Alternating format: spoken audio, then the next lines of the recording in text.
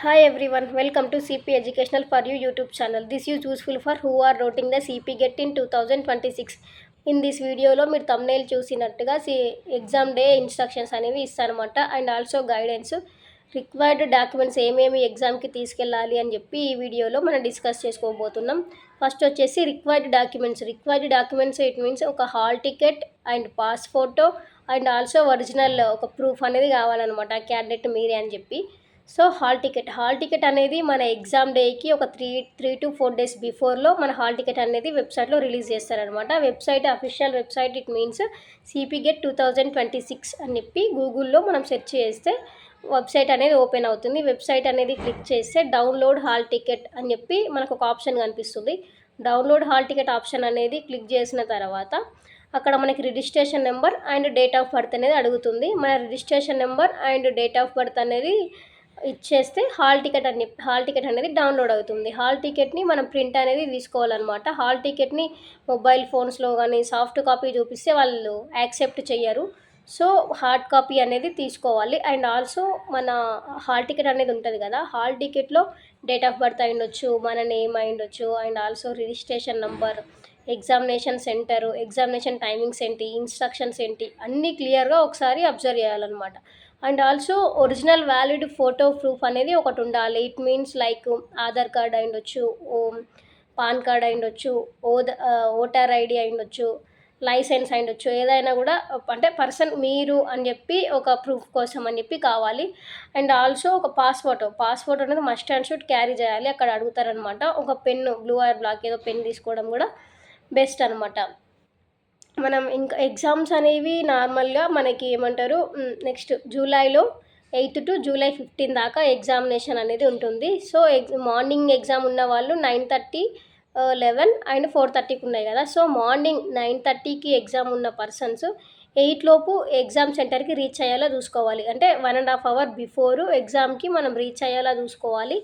It means ఏమవుతుందంటే మనకు అన్ని వాళ్ళు అంటే డీటెయిల్స్ చెక్ చేసి మన ప్లేస్కి వెళ్ళి కూర్చునేదాకా ఆ టైం అనేది అయిపోతుంది అనమాట. సో 100% బిఫోర్గా రీచ్ అయ్యేలా చూసుకోండి.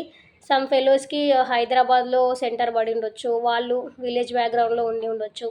సో వాళ్ళు బిఫోర్ 1 డేనే లైక్ మన రిలేటివ్స్ ఉన్న వాళ్ళ ఇంట్లో అయినా ఉండొచ్చు, లేకపోతే పీజీ హాస్టల్స్ పర్ డే 300 అట్లా ఛార్జ్ చేస్తారు.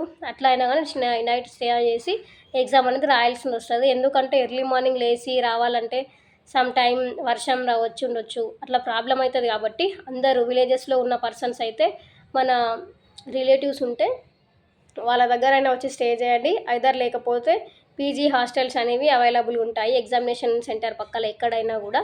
సో ఎగ్జామినేషన్ సెంటర్ పక్కల పీజీ పర్ డేకి ఒక 300 to 400 అనేది ఛార్జ్ చేస్తారు. దాంట్లో ఉండడం అనేది బెస్ట్ అనమాట. ఇన్ కేస్ మార్నింగ్ మళ్ళీ క్లైమేట్ అనేది ఇబ్బంది ఉంటుంది కాబట్టి. సో ఎగ్జామ్కి ఎప్పుడైనా మార్నింగ్ అయినా, ఆఫ్టర్నూన్ అయినా, ఈవినింగ్ అయినా కూడా బిఫోర్ 1.5 అవర్ బిఫోర్ ఉండేలా చూసుకోండి. మళ్ళీ ఇన్ కేస్ లేట్ అయిందంటే వాళ్ళు అలో చేయరనమాట. This is most important. Carry documents వచ్చేసి మన hall ticket and also Aadhaar card, either PAN card, voter ID, whatever. And passport అనేది మస్ట్ అండ్ షుడ్గా క్యారీ చేయాలి. అండ్ ఆల్సో గైడెన్స్ కంప్లీట్ ఇంకేంటిదంటే కొన్ని డాక్యుమెంట్స్ అనేవి